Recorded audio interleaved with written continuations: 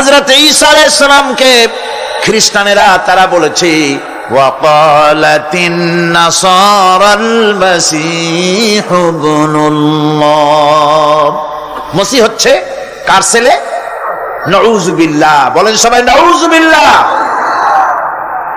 তাকে যখন আল্লাহর ছেলে বলা হলো, আল্লাহর পুত্র বলা হলো, রব্বুল আলামিন তার জবাবে বললেন ইন হুয়া ইল্লা আবদুন আনআমনা আলাইহি, তিনি তো একজন বান্দা, তিনি আমার বান্দা ছাড়া আর কিছুই নন, আমি তার প্রতি অনুগ্রহ করেছি।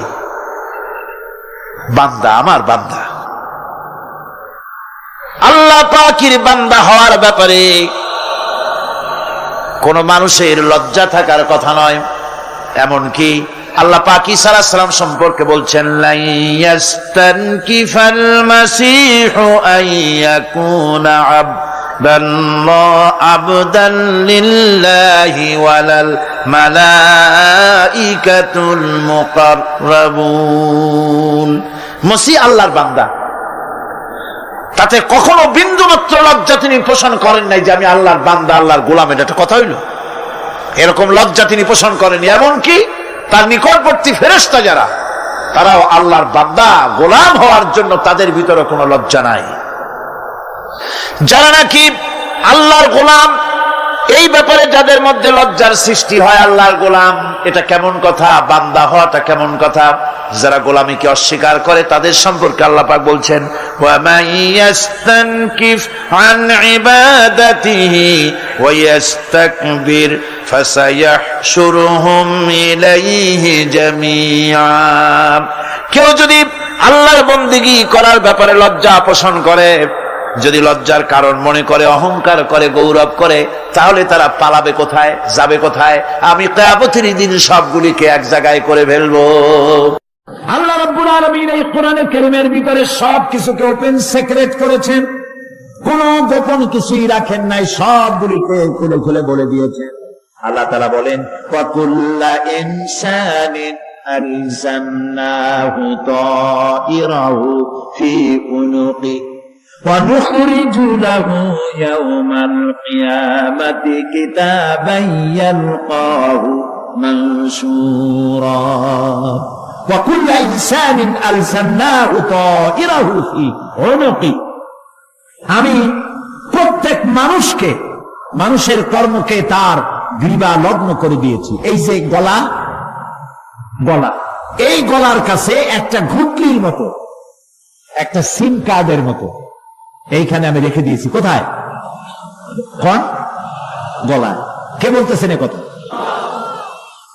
এই ঘুটলির ভিতরে তুমি যা করতেছো সব লিপিবদ্ধ হচ্ছে। সুবহানাল্লাহ বলেন। এখন বলতে পারেন অদৃশ্য এই ঘুটলি, এটা তো দেখি না, এটা কে বলতেছেন? আমি কিন্তু দেখতে পাচ্ছি না। আপনারা দেখেন নাকি? কেউ দেখেন না। হাত দিয়ে ধরে দেখেন, পান নাকি? ধরাও যায় না, দেখাও যায় না।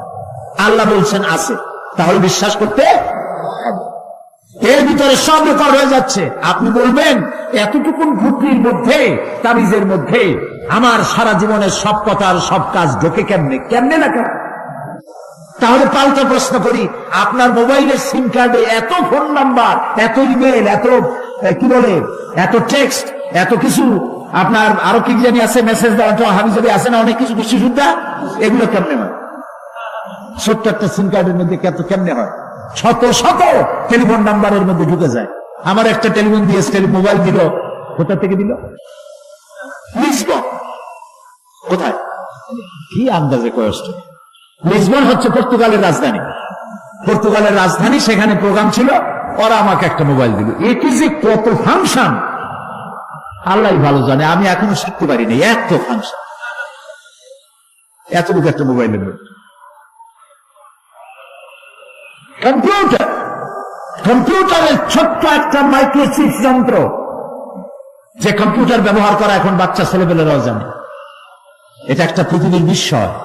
এই কম্পিউটার আপনি যান ব্যাংকে, কম্পিউটারের ছোট্ট সেই মাইক্রোচিপসের মধ্যে সারা চট্টগ্রামের সমস্ত মানুষের টাকা লেনদেন, ট্রানজেকশন, এর যা কিছু আপনি করেছেন সব কিছুর হিসাব এখানে রয়েছে, আছে না?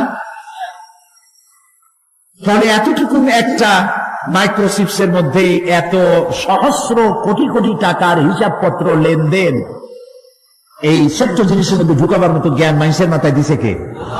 বলেন কে? সেই আল্লাহই তো গলায় ঝুলিয়ে রাখছে। তাহলে এটা সম্ভব না? সম্ভব কিনা?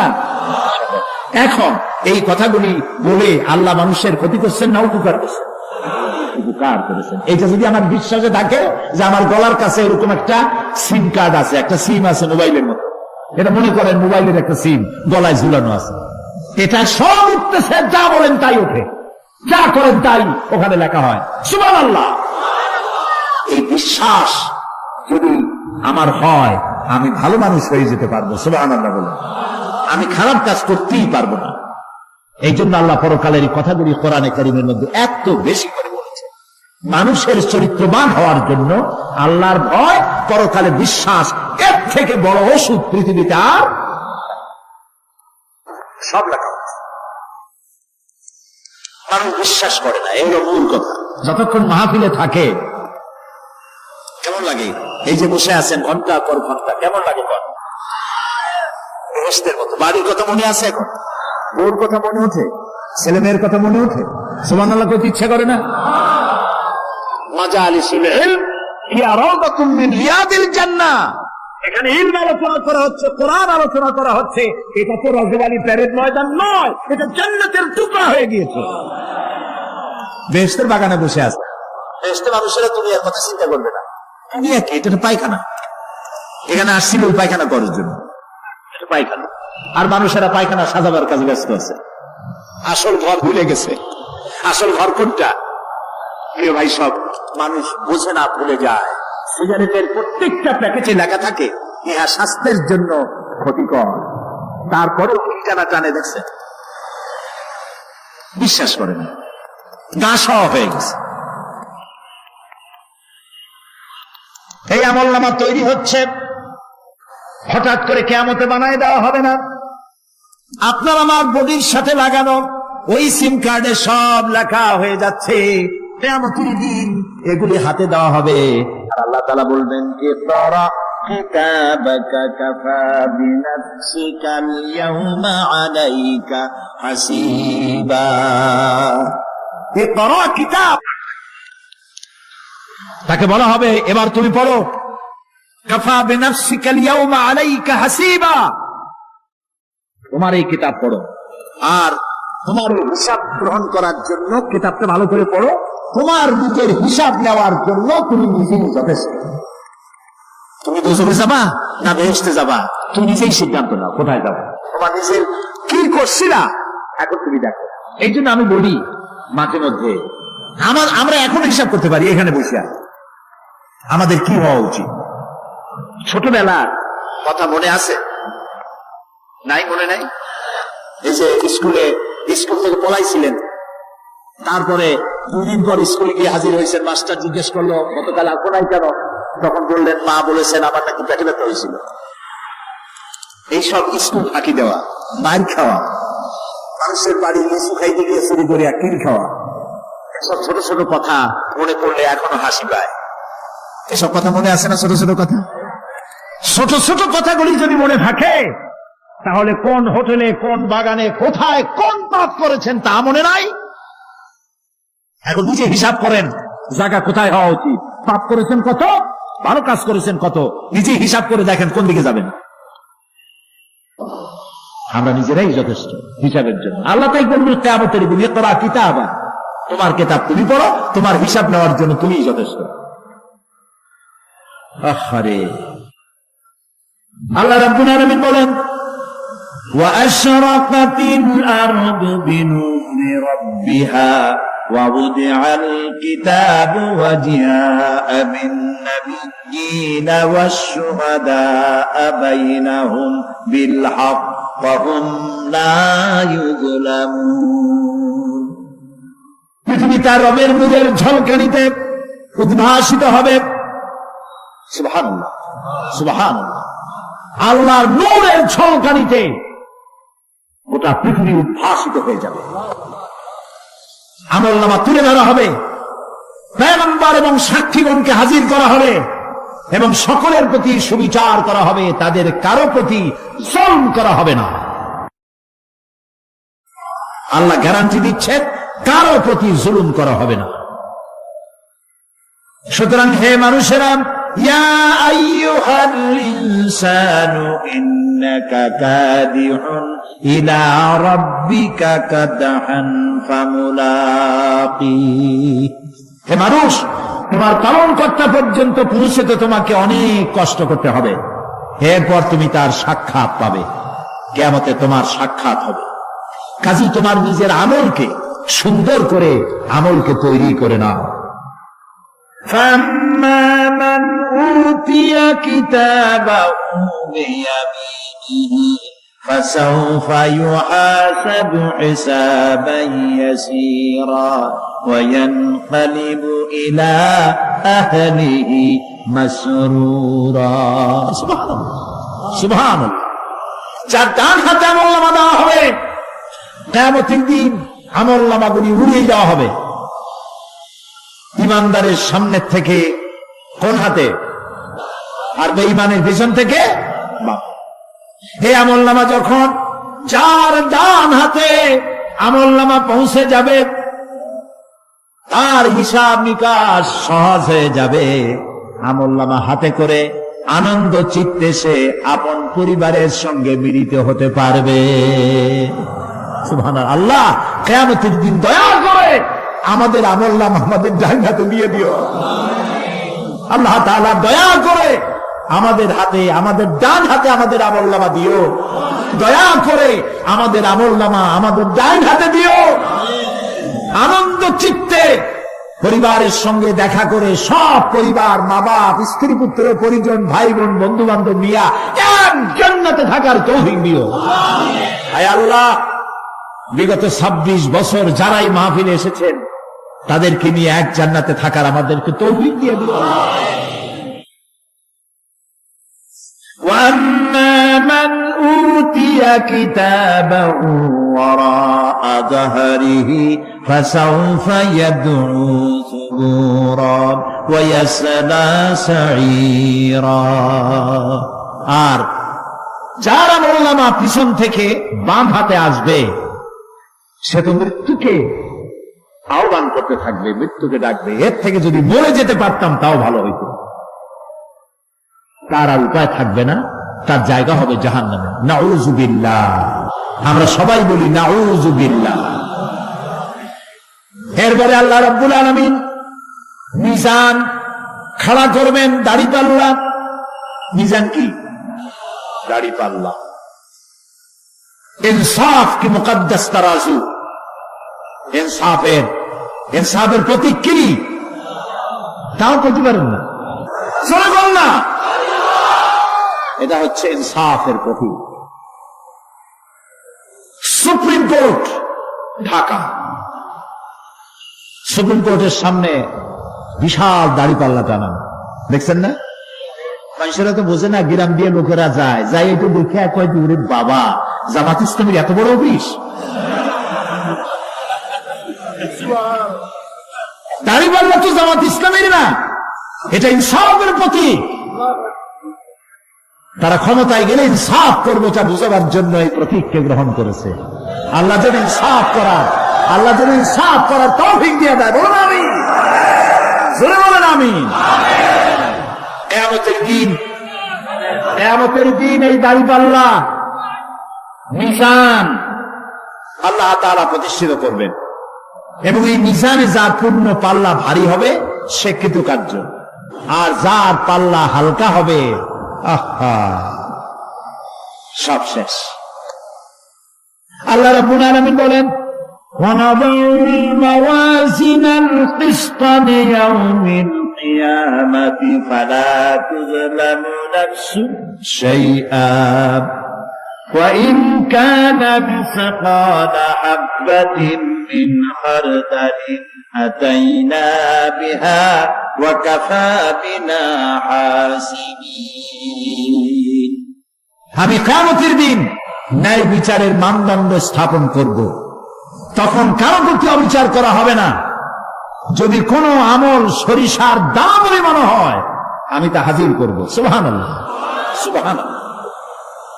এবং হিসাব গ্রহণের জন্য আমি যথেষ্ট। এবং হিসাব মানুষেরা মনে করবে এত মানুষ, আদম আলাইহিস সালাম থেকে নিয়ে পর্যন্ত, এখান থেকে নিয়ে কিয়ামত পর্যন্ত সব মানুষের তো উঠবে সেমন হিসাব হবে নাকি? একজন একজন করে হিসাব হবে। আল্লাহ বলছেন, আল্লাহ সারিউল হিসাব, দ্রুত হিসাব নিতে সক্ষম। আল্লাহ নিজের কানে নিজে শুনবেন, অন্যের মাধ্যমে নয়, নিজে শুনবেন। প্রত্যেক আর আসামির কাছ থেকে, লোকদের কাছ থেকে তার বক্তব্য শুনবেন। ভায়া মিডিয়া শুনবেন না, নিজেই শুনবেন। আল্লাহর কান আছে না, চোখ আছে না? লোকেরা এই যে বইপত্রে লেখে আল্লাহ হচ্ছে নিরাকার, কত বড় বাজে কথা। আল্লাহ নিরাকার, আমরা এমন এক আল্লাহর ইবাদত করি, তিনি আমাদের কিছু শুনতে পান না, কান টান নাই, তিনি আমাদের কিছু দেখতে পান না। এরকম নাকি আল্লাহ তাআলা? আল্লাহ তাআলা কোরআন শরীফে বলেছেন আল্লাহর হাত, আল্লাহর পা, আল্লাহর চোখ, আল্লাহর মুখ। তবে এগুলি কি রকম? আল্লাহর হাত, পা, চোখ কেমন, আকারটা কেমন? এর একটাই জবাব। কয়টা জবাব? জোরে বলেন। একটাই জবাব, আল্লাহর যেমন হওয়া উচিত তেমন। সুবহানাল্লাহ বলে, সুবহানাল্লাহ বলে। এর থেকে আর কোনো জবাব নাই। এই একটাই জবাব, আল্লাহর যেমন হওয়া উচিত ঠিক তেমন। লাইসা কামিসলিহি শাইউন, আল্লাহর অনুরূপ, আল্লাহর মতো আকাশেও কিছু নাই, জমিনেও কিছু নাই। এটা আমাদের ঈমান, এটা আমাদের কি? সুতরাং তিনি জুলুম করবেন না এবং হিসাব নেবেন, আর যথার্থ হিসাব নেবেন। সেখানে কারো প্রতি কোনো জুলুম করা হবে না। ومن خفت موازينه فأولئك الذين خسروا أنفسهم بما كانوا بآياتنا يظلمون। আর যাদের পাল্লা হালকা হবে তারা তো শুধু নিজেদেরই ক্ষতি সাধন করবে, কেননা তারা আমার আয়াত সমূহকে অস্বীকার করত। আল্লাহরে যারা অস্বীকার করত, আখিরাত নাই, কিয়ামত নাই, বেহেশত নাই, কবরের মধ্যে কোনো শাস্তি নাই, কবরের কোনো প্রশ্ন নাই, এগুলি যারা বলতো তারা কিয়ামতে ক্ষতিগ্রস্ত হবে। এখন কিয়ামতের দিন মিজান আমরা হালকা করতে চাই না ভারী করতে চাই? জবাব চাই। কি করবেন? যদি ভারী করতে চান, নেক আমল বেশি বেশি করবেন। আর একটি হাদিস শোনাবো, যেই হাদিসের ভিতরে পাল্লা ভারী করার মতো কথা নবীজি বলেছেন। শুনবেন নাকি? বুখারী শরীফের শেষ হাদিস। আল্লাহর নবী বলেন, কালিমাতানে হাবিবাতানে ইলার রহমান খাফিফাতানে আলাল লিসান সাকিলাতানে ফিল মিজান সুবহানাল্লাহি ওয়া বিহামদিহি সুবহানাল্লাহিল আযীম। নবীজি বলেন, দুইটা কালেমা, দুটি শব্দ আল্লাহর কাছে খুবই প্রিয়, মুখে উচ্চারণ করা একেবারেই হালকা। আর কিয়ামতের দিন এই শব্দ দুটি দিয়ে আল্লাহ রাব্বুল আলামিন মিজানের পাল্লাকে ভারী করে দিবে। সেই শব্দ দুটি হলো, পড়েন আমার সাথে, সুবহানাল্লাহি ওয়া বিহামদিহি সুবহানাল্লাহিল আযীম। সবাই পড়েন, সুবহানাল্লাহি ওয়া বিহামদিহি সুবহানাল্লাহিল আযীম সুবহানাল্লাহি ওয়া বিহামদিহি সুবহানাল্লাহিল আযীম। জান্নাতের ভিতরে মানুষের কোনো দুঃখ থাকবে না। কাদের দুঃখ থাকবে না? জান্নাতীদের। কথা কি শোনেন? সাথে সাথে ঠাস ঠাস করে জবাব দিতে পারেন না কেন? জান্নাতীদের ভেতরে, জান্নাতীদের কি থাকবে না? কোনো দুঃখ থাকবে না। একটা দুঃখ থাকবে। কটা দুঃখ? একটা দুঃখ থাকবে। জান্নাতীরা জান্নাতের ভেতরে মনে মনে ভাববে, কারণ জান্নাত তো সকলের জন্য একরকম হবে না। কারো হবে ফার্স্ট ক্লাস, কারো হবে ডিলাক্স, কারো হবে সুইট ডিলাক্স, কারো হবে second class, third class, fourth class, এরকম। এটা কি ইনসাফ না জুলুম? ইনসাফ। আপনি খালি নামাজ পড়ছেন, রোজা রাখছেন, হজ করছেন, জাকাত করছেন, জাকাত দিচ্ছেন, হালাল হারাম বাইসে করছেন, আপনার যে জান্নাত দেওয়া হবে, ওই ব্যক্তি যিনি তাহাজ্জুদের নামাজ পড়েছেন, কোরআন বুঝেছেন, কোরআন প্রতিষ্ঠার জন্য আন্দোলন করেছেন, জেল খেটেছেন, জরিমানা দিয়েছেন, ফাঁসির মঞ্চে চড়েছেন, তার জান্নাত আর আমার জান্নাত সমান হওয়া কি উচিত? কাজে আল্লাহ তাআলা তো ইনসাফ করবেন কিয়ামতের দিন। নবীদের, সাহাবীদের, তারপরে দ্বীনের জন্য যে যত পরিশ্রম করেছেন তার পুরস্কারটা সেরকমই হবে। এই জান্নাতের ভিতরে, জান্নাতীদের মধ্যে কোন দুঃখ থাকবে না, একটি দুঃখ ছাড়া। তারা মনে মনে ভাববেন, রব্বুল আলামিন, অমুক অমুক সময় চায়ের দোকানে বসে আড্ডা মেরেছিলাম, বাসের মধ্যে ঘন্টার পর ঘন্টা বসেছিলাম, মাঝে মাঝে চিন্তা করেছি সময় চলে গেছে ঘন্টার পর ঘন্টা, ওই সময়গুলিতে যদি তোমার নামের জিকির করতাম, তেলাওয়াত করতাম, তাহলে জান্নাতের ভিতরে আজ আমি আরো ভালো ভালো জায়গা পাইতাম। হাদিস শরীফে এসেছে কিয়ামতের দিন জান্নাতীদেরকে আল্লাহ বলবেন, তেলাওয়াত করো আর উপরে উঠতে থাকো, তেলাওয়াত করো আর উপরের দিকে উঠতে থাকো, ধীরে ধীরে পড়ো, ধীরে ধীরে তেলাওয়াত করো, ধীরে ধীরে তেলাওয়াত করতে করতে তোমার তেলাওয়াত জান্নাতের যে স্তরে গিয়ে শেষ হবে, জান্নাতের ওই জায়গা তোমার জন্য বরাদ্দ হবে। এখন যার মুখস্থ সাদি খালি কুল্লু আল্লাহ আর ইজাজা নাসরুল্লাহ, মুখস্থ করেন, আল্লাহ যেন আমাদেরকে মুখস্থ করার তৌফিক দেন, বলেন আমিন। এখানে উৎসাহ থাকা দরকার, উৎসাহ হইলেই আপনি পারবেন। জেহেন শক্তি সকলেরই কম বেশি আছে, চেষ্টা করলেই পারবেন। সেই জন্য আমি বলতে চাই, কিয়ামতের দিন জান্নাত যদি আল্লাহ তাআলা দয়া করে আমাদেরকে নসিব করায় দেন, যদি বলবো না, বলবো আল্লাহ তুমি দয়া করে আমাদেরকে জান্নাত দিও, বলেন আমিন।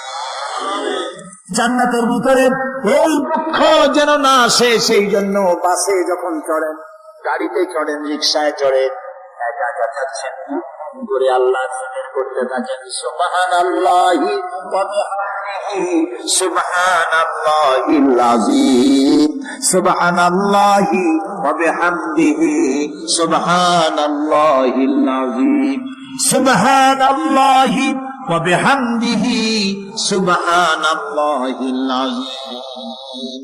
জিকির করেন সবাই কিছুক্ষণ, সুবহানাল্লাহ, আলহামদুলিল্লাহ, লা ইলাহা ইল্লাল্লাহ, সুবহানাল্লাহ, আলহামদুলিল্লাহ, লা ইলাহা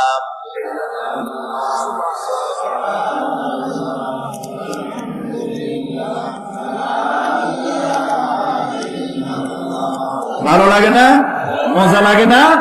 প্রাণ খুলে বলেন সুবহানাল্লাহ ওয়ালহামদুলিল্লাহ, লা ইলাহা ইল্লাল্লাহ, সুবহানাল্লাহ ওয়ালহামদুলিল্লাহ, লা ইলাহা ইল্লাল্লাহ, মুহাম্মাদুর রাসূলুল্লাহ। প্রিয় ভাই সব, এরপরে আল্লাহ তাআলা বলেছেন সিরাতের কথা, কিয়ামতের দিন সিরাত। ওই সিরাতের নাম শোনেন নাই? কথা না কইলে বুঝি কি? শুনছেন? সিরাত। এই সিরাত বলতে বোঝানো হয় এক ঝুলন্ত সেতুকে, যা দোজখ এবং বেহেশতের মাঝখানে সেতু বন্ধন। কিয়ামতের দিন সকল মানুষকে এই সেতু পার হতে হবে।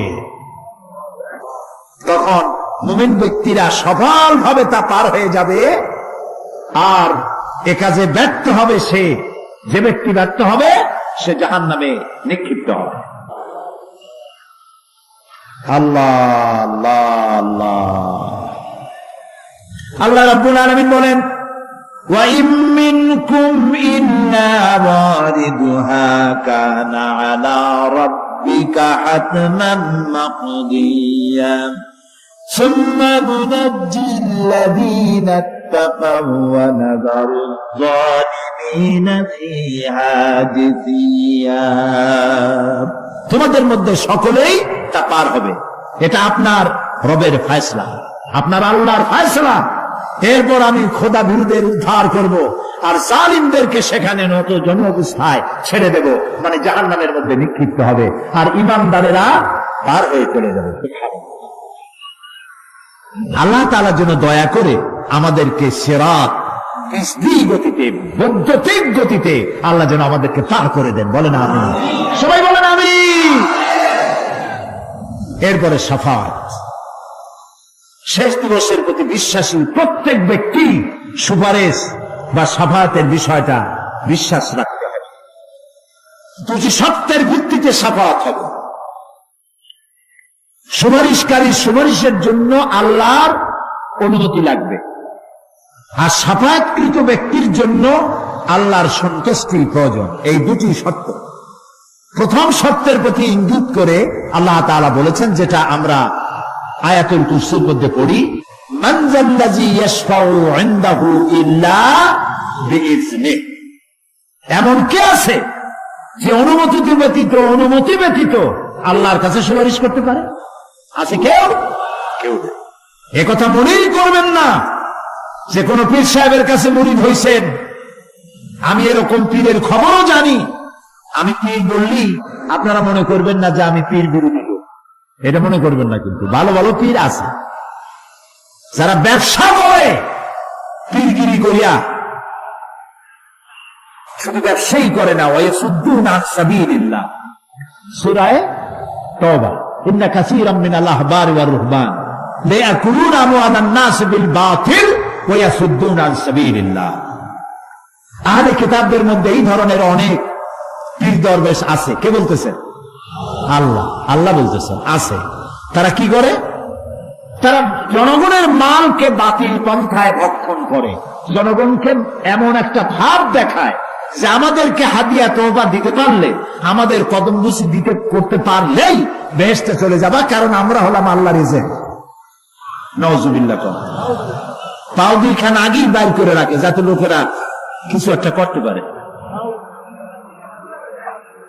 হায় হায়, এদূর জনগণের মাল খেয়ে যদি পেটে তেল মাইখা, নাবিতে তেল মাইখা ডেকে যদি থাকতো চুপ করে, তাও ভালো হইতো। আল্লাহ কইছে বন্ধু থাকে না, ওয়ায়াসুদ্দুনা আন সাবিলিল্লাহ, আল্লাহর দ্বীন প্রতিষ্ঠার পথে তারা বাধা দেয়। ওর আকীদা খারাপ, ওর এই খারাপ, ওর তাই খারাপ, ওইখানে যাইও না। আল্লাহরে পাইতে হইলে আমার বাড়ি আসো, আমার কাছে মুরিদ হও। আমি ছাড়া ইসলাম কোন জায়গায় নাই। নাউজুবিল্লাহ, সব খারাপ। মানে ইসলাম যেন একটা মনোবলী বুঝে নেস, এটি হচ্ছে একটা ঘিয়ের দোকানের মতো। আমার দোকানেই কেবল ঘাটি ঘি পাওয়া যায়, আর খাঁটি ঘি কোন জায়গায় পাওয়া যায়। এই ধরনের শয়তানি কথা বলার কোন সুযোগ ইসলামে নাই। সুতরাং আপনারা একথা মনেই করবেন না যে কোন পীর সাহেব আপনাকে সুপারিশ করতে পারবেন, এই বিশ্বাস বদ্ধমূল যেন না থাকে। ওটি সত্তাধীন, হইতেও পারে নাও হইতে পারে। এমনও হতে পারে আপনার পীরে কে সুপারিশ করে তাই কিয়ামতের দিন তিনি হয়রান হয়ে যাবেন। এমনও হতে পারে না? পারে না? পারে কিনা? সেই জন্য এটা ভরসাই করবেন না। কেউ কেউ আবার দুই পীরের কাছে মুরিদ হয়, ধারণা এই দুইজনের কাছে মুরিদ হয়েছি, দুইজনে দুই হাত ধরে কিয়ামতে এরকম করে মেরে দিবে, আমি জান্নাতের বারান্দায় গিয়ে বসবো। জান্নাত তোমার মাহবুবের বারান্দা। এত সহজ, এত সহজ। নবীরা কানতে কানতে হয়রান হয়ে গিয়েছে। নবী করিম সাল্লাল্লাহু আলাইহি ওয়াসাল্লাম তাহাজ্জুদের নামাজ সামান্য সময় ঘুমাইয়া নামাজ শুরু করে দিতেন। সূরা বাকারা শেষ, আলে ইমরান শেষ, সূরা নিসা শেষ, মায়েদা শেষ, আরাফ শেষ। সাহাবায়ে কেরাম মনে করতেন রাসূল বুঝি এই নামাজের রুকুতে আর যাবেন না, ফজর হয়ে যাবে এক রাকাতেই। যখন রুকুতে যেতেন মনে হতো আর উঠবেন না, যখন সেজদায় যেতেন মনে হতো ইন্তেকাল করেছেন। হযরত আয়েশা বলেছেন, আমাদের মা জগৎ জননী হযরত আয়েশা রাদিয়াল্লাহু তাআলা আনহা বলেছেন, রাসূলুল্লাহ সেজদায় পড়ে যেভাবে কাঁদতেন চুলার উপরে হাড়ি তুলে দিলে ভাত রান্না করার সময় যেমন একটা আওয়াজ হয়, ভাতের হাড়িতে শোনেন নাই আওয়াজ? রাসূলুল্লাহর কলিজার ভেতর থেকে কান্নার গুমরে আওয়াজ এভাবে উত্থিত হতো। সকাল বেলায় জুতা পায়ে পড়তে পারতেন না, পা মোবারক খুলে বড় হয়নি। বেহেশত এত সহজ? প্রিয় ভাই সব,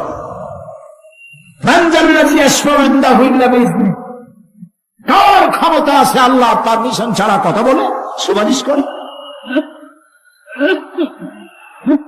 আল্লাহ রাব্বুল আলামিন সুপারিশ করার জন্য যাকে পারমিশন দিবেন আর যার জন্য দিবেন মাত্র সেই ব্যক্তি শুধু তার জন্যই সুপারিশ করতে পারবে, নিজের ইচ্ছা মতো কারোর জন্য সুপারিশ করতে পারবে না। আমাদের জাতির পিতা নাম কি? সব সময় মনে রাখবেন, আদৌ বলবেন না। এই প্রশ্নে কোনো আপোষ নয়। জাতির পিতা কে? হযরত ইব্রাহিম আলাইহিস সালাম কিয়ামতের দিন আল্লাহ রাব্বুল আলামিনের দরবারে ফরিয়াদ করবেন, রব্বুল আলামিন আমার আব্বাজানের জন্য সুপারিশ করি, তুমি দয়া করে তাকে জাহান্নাম থেকে বাঁচায়া দাও। রব্বুল আলামিন বলবেন, ইব্রাহিম তোমার এই সুপারিশ মঞ্জুর হলো না। ইব্রাহিম আলাইহিস সালামের সুপারিশ মঞ্জুর হবে না।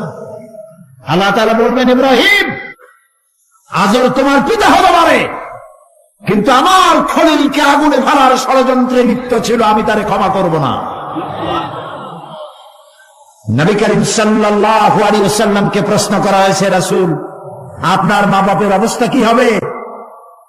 রাসূলুল্লাহ বলেছেন, কিয়ামতের দিন আমি আমার মা বাপের কোনো উপকারে আসব না। রাসূলুল্লাহ কাঁদতেছিলেন, সাহাবায়ে কেরাম কাঁদতেছিলেন।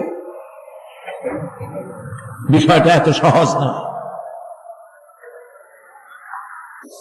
দ্বিতীয় শর্ত হলো ওয়ালা ইয়াশফাউনা ইল্লা লিমান ইরতাদা ওয়া হুম মিন খাশিয়াতিহি মুশফিকুন। আল্লাহ তাআলা যার প্রতি সন্তুষ্ট তারা কেবল তার জন্যই সুপারিশ করতে পারবে। বস্তুত সেদিন তারা আল্লাহর ভয় সকলেই ভীত সন্ত্রস্ত থাকবে। কি সুপারিশ? ভয়ের চোটে থাকবে অস্থির, সব আল্লাহ নফসি নফসি বলে চিল্লাবে, বলবে আল্লাহ আমারে বাঁচাও, আমারে বাঁচাও। মুসা আলাইহিস সালাম, নূহ আলাইহিস সালাম, ইব্রাহিম আলাইহিস সালাম, ইয়াকুব আলাইহিস সালাম, সব নবীরা কাঁদবেন, বললে আল্লাহ আমারে বাঁচাও, আমারে বাঁচাও। সেই দিন মাত্র এক ব্যক্তি উম্মতের জন্য কাঁদবেন, সুপারিশ করতে পারবেন, উম্মতের জন্য কাঁদবেন, তার নাম মুহাম্মাদুর রাসূলুল্লাহ সাল্লাল্লাহু আলাইহি ওয়াসাল্লাম। এই জন্য নবী কিয়ামতের দিন তিনি যেন আমাদের সুপারিশ করেন, এই জন্য আল্লাহর দরবারে আমাদের দোয়া করতে হবে, আল্লাহ তাআলা নবীর সুপারিশ আমাদের জন্য তুমি নসিব করে দাও। আল্লাহ তাআলা কিয়ামতের দিন তোমার নবী আমাদেরকে যেন উম্মত বলে পরিচয় দেয়। এই জন্য কারোর উপর ভরসা টরসা করবেন না, নিজের আমলটা ভালো করে গঠন করেন। আল্লাহ তাআলা কোরআন শরীফে বলেছেন, ইয়া আইয়ুহাল্লাযীনা আমানু আবতাগু ইলাইহিল ওয়াসিলা, হে বিশ্বাসীরা তোমরা ওসিলা তালাশ করো।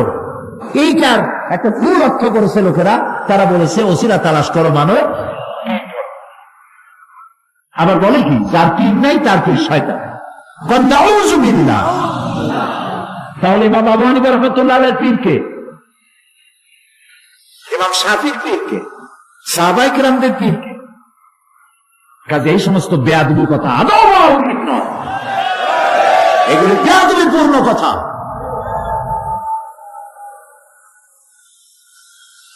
প্রিয় ভাই সব, আল্লাহ রাব্বুল আলামিনের উপরে ভরসা করে নিজের আমলকে ভালো করতে হবে। অবতাগুল ইলাইহিল ওয়াসিলা আয় আমলে সালেহ, অবতাগুল ইলাইহিল ওয়াসিলা, তুমি নেক আমলের ওসিলা ধরো আল্লাহর কাছে, নিজের আমলগুলিকে ভালো বানাও, ভালো ভালো কাজ করো।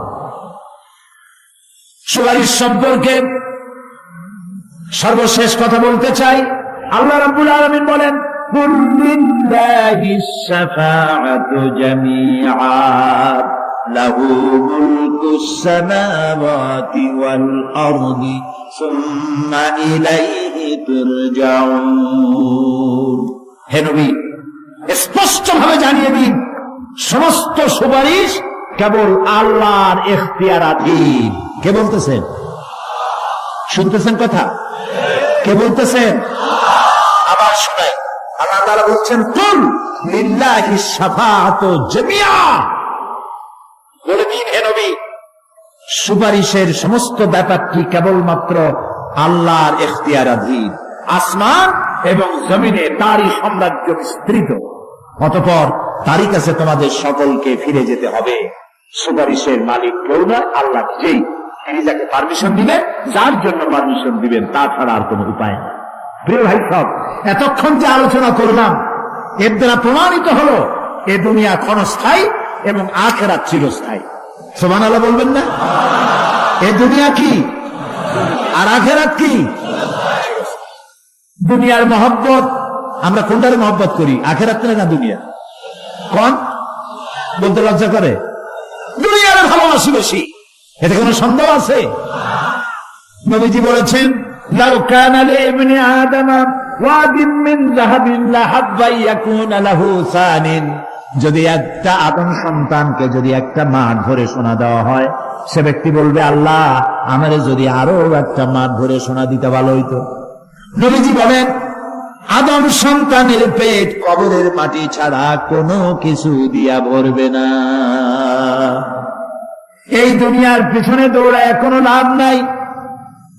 এক শায়ের বলেছেন না গুল আপনা না খার আপনা না জানেন বাগে বা আপনা, না গুল আপনা না খার আপনা না জানেন বাগে বা আপনা, आह किस गुलशान में बनाया अपने आशिया अपना।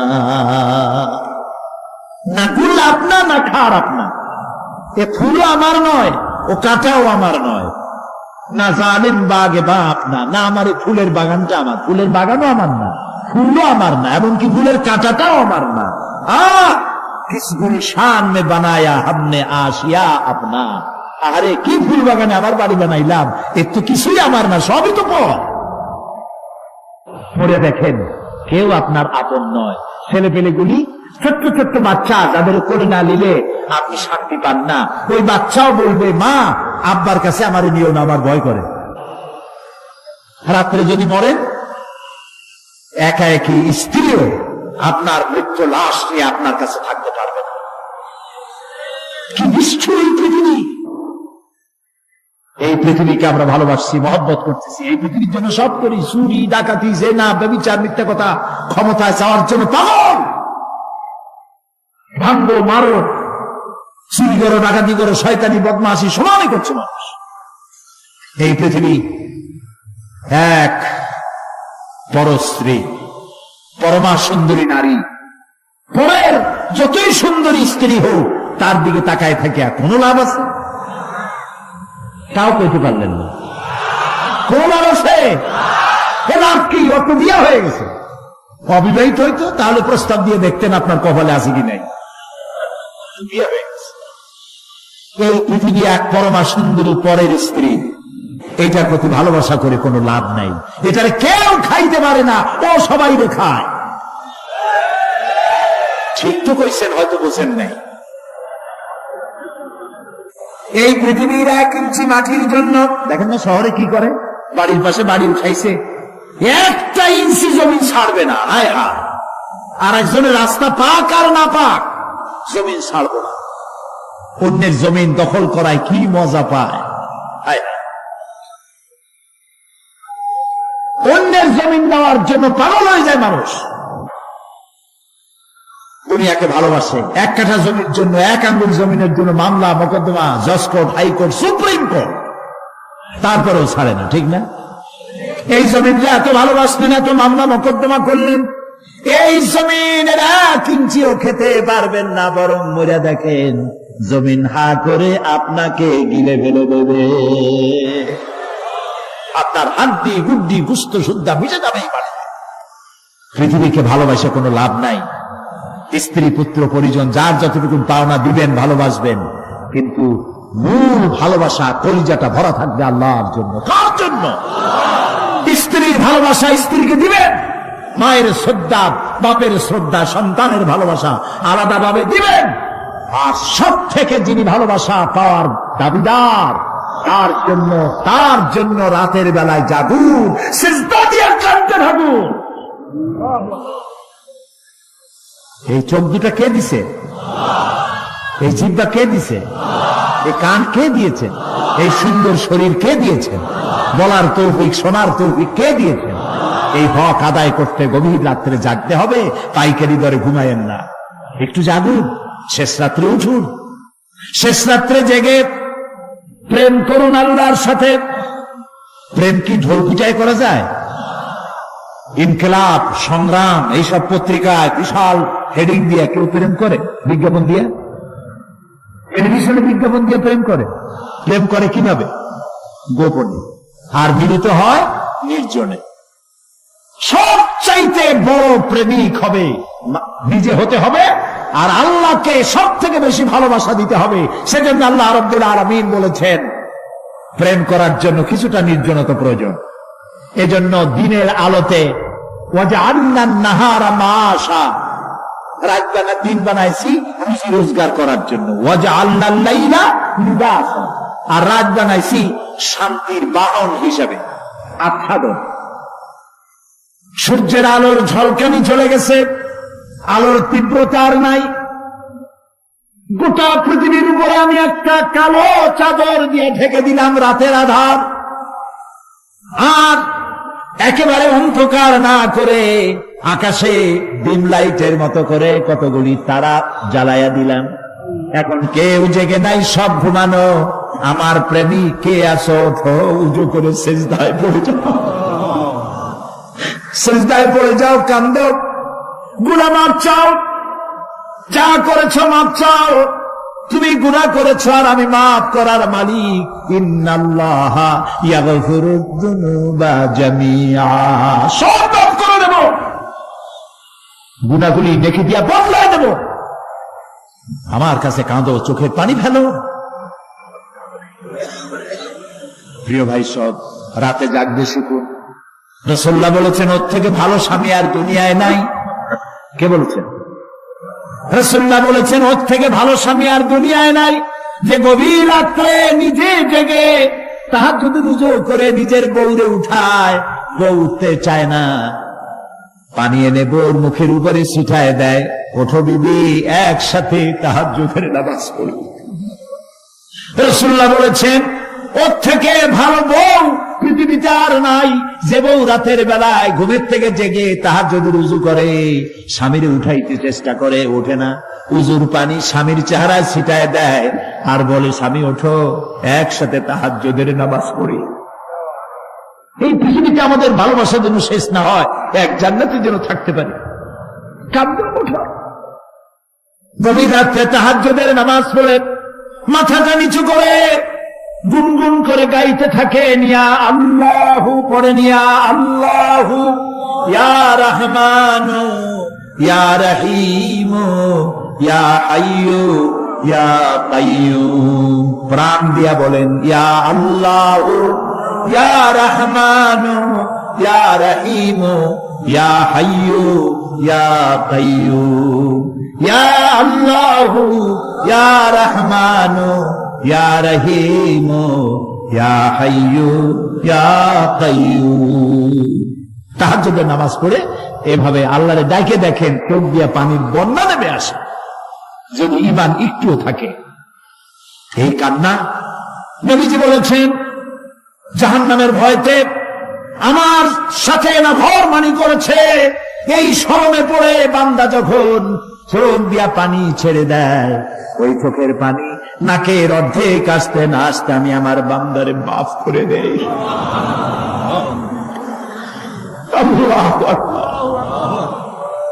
আল্লাহ আমাদের কান্দার তৌফিক দাও, তাহাজ্জুদ পড়ার তৌফিক দাও। পাঁচ ওয়াক্ত নামাজ পড়ার তৌফিক দাও, তোমাকে ভয় করার তৌফিক দাও, তোমার ভয় আর মহব্বত দিয়ে কলিজা ভরে দাও, তোমার রাসূলুল্লাহর মহব্বত দিয়ে আমাদেরকে পাগল বানায় দাও। আল্লাহ, দুনিয়া বড় খারাপ জায়গা। এই দুনিয়ায় আল্লাহর কাছে সৌন্দর্য চাইতে হবে দুনিয়া, কিন্তু দুনিয়াকে স্থায়ী মহব্বত করা যাবে না। প্রিয় ভাই সব, আপনি যদি লন্ডনে যান, আমেরিকায় যান, কোনোদিন যান নাই, যাইতে হলে এখান থেকে টেলিফোন করেন, ওখানে বন্ধু বান্ধব আছে নাকি? তো লন্ডনে আমেরিকায় সেখানে যাবেন, ওখানে আপনার বন্ধু বান্ধব গ্রামের লোক আছে কিনা খোঁজ করেন, ঠিক না? আবার এখান থেকে ফরেন কারেন্সি নিয়ে যান, যেহেতু ওখানে টাকা চলবে না। টেলিফোন করেন, মোবাইল করেন, ফ্যাক্স পাঠান, আরো টাকা পয়সা সাথে নেন। এরপরেও চিন্তা থাকে, আল্লাহ এরপরে যদি কেউ না আসে তাহলে আমি যাবো কেমনে? এরপরে যাওয়ার সময় আবার বলে দেন যে ভাই আমি কিন্তু আসতেছি, লন্ডন কোনোদিন আসি নাই, তুমি কিন্তু এয়ারপোর্টে থাকো। একটা বিদেশে যাওয়ার জন্য এত প্রস্তুতি নেন, তো সব জায়গায় বন্ধু বান্ধব কেউ না কেউ তো আছে, কিন্তু আমরা এমন একটা দেশে যাব যেখানে কেউ নাই, ফরেন কারেন্সি চলে না, গ্রামের লোক নাই, বাবা নাই, বন্ধু নাই, মা নাই, কেউ নাই। যিনি রিসিভ করবেন, যার সাহায্যের কাঙ্গাল, বদ আমল করে তার শত্রু বানায় রাখছি, বন্ধু বানাইতে পারি না, তাহলে কি জবাব হবে কিয়ামতে? কি হবে কবরে? কি হবে উপায়? এই জন্যে প্রিয় ভাইয়েরা আমার, দুনিয়ার সঙ্গে মহব্বত কমায় দিয়া আখিরাতের মহব্বত বেশি করে করতে হবে। আর দুনিয়ায় যতদিন বেঁচে আছি ততদিন নেক আমল করে মানুষের সাথে সদাচরণ করতে হবে। আল্লাহ তাআলা বলেছেন, লাইসাল বিল্লা আন তুওয়াল্লু wujuhakum qibala al-mashriqi wal-maghribi walakinnal birra man amana billahi wal yawmil akhir। পূর্ব এবং পশ্চিমে কতবার তুমি মাথা ঝুঁকাইছো, এটাই কিন্তু তোমার জন্য কল্যাণ, এর মধ্যে কল্যাণ নিহিত নয়। তার মানে কি, আপনি কত সেজদা আল্লাহরে দিলেন, কত মানুষ তো আছে সেজদা দিতে দিতে কপালে কালো দাগ হয়ে গেছে, আছে না? কিন্তু মিথ্যা ছাড়ে না, ঘুষ ছাড়ে নাই, সুদ ছাড়ে নাই, মানুষের হক নষ্ট করছে, গভর্নমেন্টের হক নষ্ট করে, জনগণের হক নষ্ট করে, আছে না এমন? তাহলে কপালে দাগ পড়ায় লাভটা হইল কি? এই জন্যই আল্লাহ বলছেন, কপালটা, চেহারাটা কোন দিকে ঘুরাইলা, পূব দিকে না পশ্চিম দিকে, এটার উপরে কল্যাণ নিহিত নয়। প্রকৃত কল্যাণ, প্রকৃত ঈমান, প্রকৃত নেকি কাজ হচ্ছে আল্লাহরে বিশ্বাস করে জীবন পরিচালনা এবং পরকালকে বিশ্বাস করা।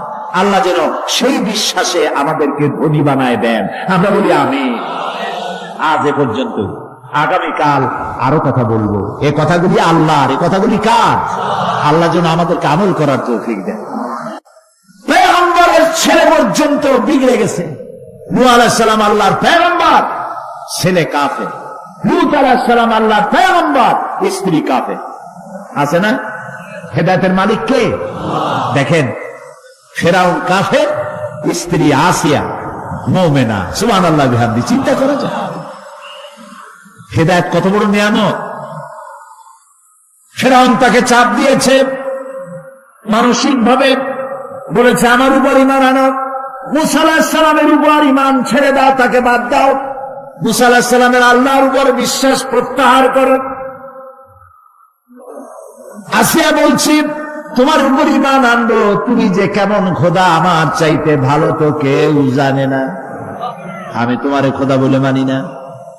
ফেরাউন বলল, লোক লস্করকে ডেকে বলল, এরে নিয়ে যাও, এদেরকে তক্তার মধ্যে লোহাগুলি ফুটায় দিয়া সেই লোহার উপরে ভূত করে শোয়ায় দাও, আর চতুর্দিক থেকে মারতে থাকো, পিটাইতে থাকো, লোহাগুলি শরীরে পুড়তে থাকুক, তার চিল্লানির আওয়াজ যেন আমি সিংহাসনে বসে শুনতে পাই।